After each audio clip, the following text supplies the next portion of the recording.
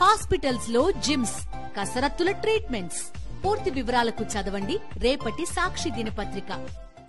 హైడ్రాపై social మీడియాలో BRS అసత్యాలు ప్రచారం చేస్తోందని మంత్రి పొన్నం ప్రభాకర్ ఫైర్ అయ్యారు.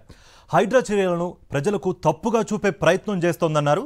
మూసీ పరివాహక పరిధిలో ఉన్న ఏ కుటుంబాన్ని బలవంతంగా ఖాళీ చేయించడం లేదని, వారికి డబుల్ బెడ్రూమ్ ఇళ్లు కేటాయించడంతో పాటు అన్ని సౌకర్యాలు కల్పిస్తున్నామని అన్నారు మంత్రి పొన్నం.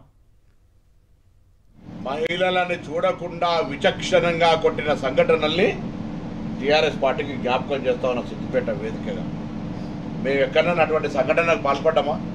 మా పోలీస్ అధికారులకు కూడా మళ్ళీ చెప్తాను, సంవయనంగా వ్యవహరించండి. బలవంతపు ఖాళీలు చేయించే ప్రశ్నే లేదు. మూసీ పరంగా వాళ్ళందరికీ ప్రత్యామ్నాయ ఏర్పాట్లు చేస్తాము. దయచేసి ఆలోచన చేయండి. ఎవరిని బలవంతంగా మిమ్మల్ని రీహాబిలిటేషన్ లేకుండా, పునరావాసం లేకుండా మూసీ నుంచి ఎత్తేయేమో. మీకు డబల్ బెడ్రూమ్ ఇల్లు నేనే స్వయంగా చూసి వచ్చిన, అక్కడ ఉన్న వాళ్ళతో మాట్లాడినాం.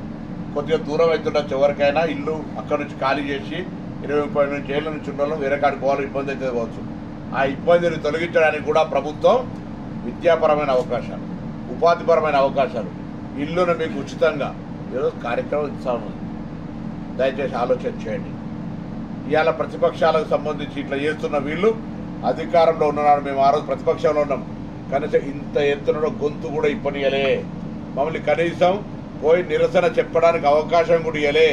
ఇవాళ మీకు నిరసన చెప్పి పత్రికల్లో మాట్లాడి ప్రభుత్వాన్ని విమర్శించి ప్రభుత్వానికి అవసరమైతే సూచన చేసే విధంగా అవకాశాన్ని ఇస్తా ఉన్నాం. తద్వారా న్యాయస్థానాలు కావచ్చు, ఇతరత్రా కావచ్చు, అనేక రకాలుగా అంశాన్ని పరిష్కరించుకుంటాం. మేము కూడా మీ స్థానికంగా ఉన్న నాయకుల ద్వారా మా ప్రభుత్వంలో ఉన్న వాళ్ళని కలిసి మీకు ఎక్కడైనా ఇబ్బంది కలిగితే మేము వాటిని పరిష్కరించడానికి అన్ని రకాల స్థాయిలో అధికారులు ప్రజాప్రతినిధులు